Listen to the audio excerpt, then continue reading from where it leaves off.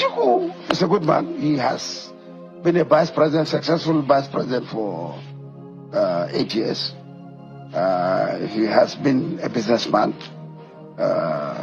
He's a good man as a person, but he's not reading the politics correctly. But if I were him, I will not run. Why? You know why? Why? There is unwritten agreement in the northern Nigeria that we will allow the South to do 2 terms because Buhari just finished 8 years. Nigeria is a country that belongs to all of us, and we want to live in peace.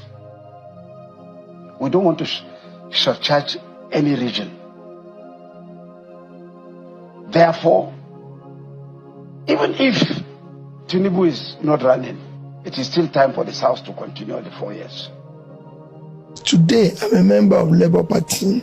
Okay. And I subscribe to coalition, ADC coalition for 2027 election. Okay.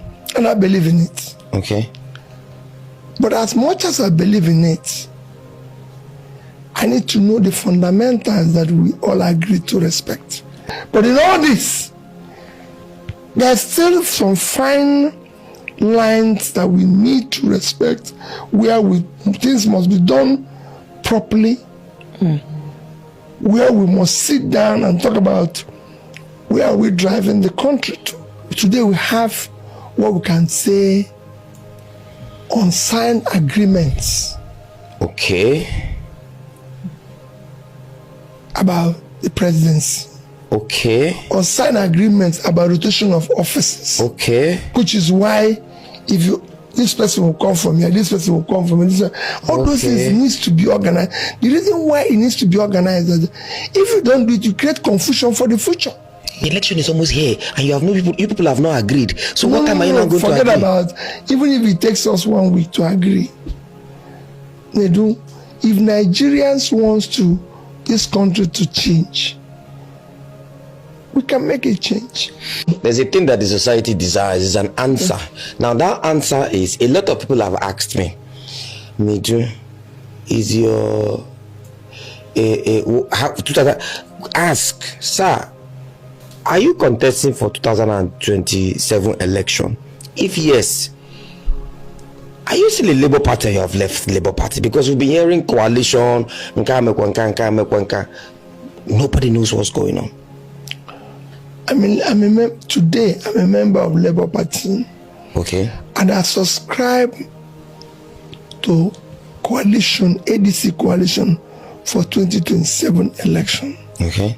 And I believe in it. Okay. But as much as I believe in it, I need to know the fundamentals that we all agree to respect. Okay.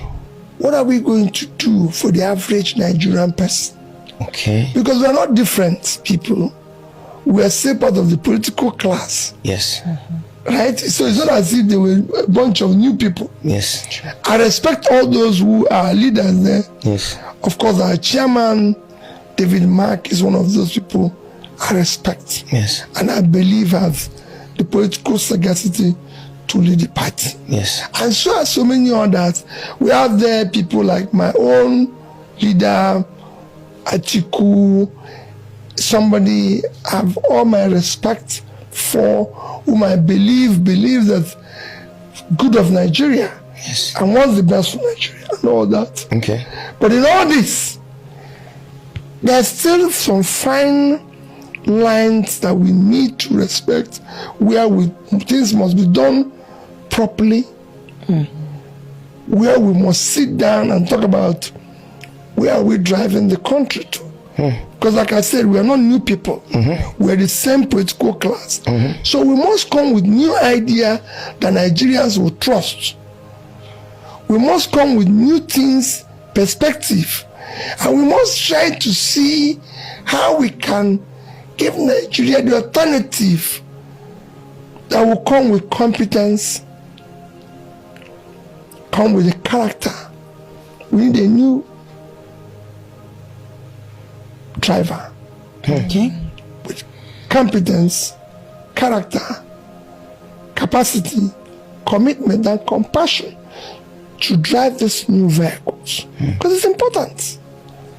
We can't just say, oh, we don't like what these people are doing, let them go. If they go, what is the alternative? We've done that in 2015, where we say, oh, let this man just go. And he went. Oh, 2023, let this man just go. So we now have to be clear. What are we getting? Can we trust those who are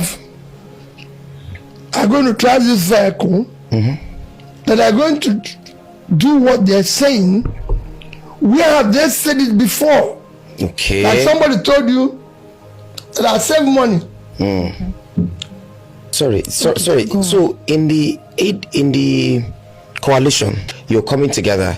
There's Atiku, there's former Vice President Atiku Abubakar, there's the former Senate President David Mark, there's everybody coming together, and you now, the thing they're putting in front of you shows that they are putting Nigeria first, and they are not making you the flag bearer. Would you still support it? Well, it all depends. They are not desperate to be president of Nigeria and desperate to see Nigeria work. I want to see what is it that they're offering. Okay. Where today we have what we can say unsigned agreements. Okay. About the presidency. Okay. Unsigned agreements about rotation of offices. Okay. Which is why if this person will come from here, this person will come from here, all those things needs to be organized. The reason why it needs to be organized is that if you don't do it, you create confusion for the future. Yeah. Sure. So it's not about today. Yeah. It's about the future. Yeah. So if we're going to do anything, let's look at the future. Let's not look at what is going to benefit us. But the election is almost here, and you people have not agreed. So what time are you not going to agree? Forget about, even if it takes us 1 week to agree. They do. If Nigerians want this country to change, we can make a change. It doesn't matter when we started. We can still start 3 months, 6 months, 8 months, 1 year to the election and be there. And you think that is ample time enough to campaign and win an election? We've done it in 2023. But honestly, the fact that the ADC coalition is yet to agree on certain key areas, especially on power sharing and positions, is a big flop on their own side. It already shows a lack of proper planning, coordination, and seriousness at this critical stage. Normally, they shouldn't have even announced any coalition without first having a concrete agreement on the major issues. You don't go public with a coalition and then start discussing power and positions afterward. That is something that should have been finalized behind closed doors long before any public announcement. When you do it the other way around, it makes the whole process look disorganized and unserious. This kind of approach sends a wrong signal to the public and to potential supporters. Instead of building confidence, it creates doubt. Instead of attracting people, it turns them away. People want to see unity, clarity, and a clear structure. But what they are seeing now is confusion, contradictions, and silent power struggles. Honestly, I don't understand their coalition at all. No wonder it doesn't have any momentum. There is no clear message, no clear leadership direction, and no visible strategy. They are not making any waves at all. And in politics, especially at this level, perception is everything. If you look disorganized, weak, or divided, people will naturally lose interest. Anyway, let's watch and see how everything plays out. I believe Obi probably has his plan B or even plan C, and knowing his political maturity and experience, he won't just sit and wait for things to fall apart. Let's see what happens next.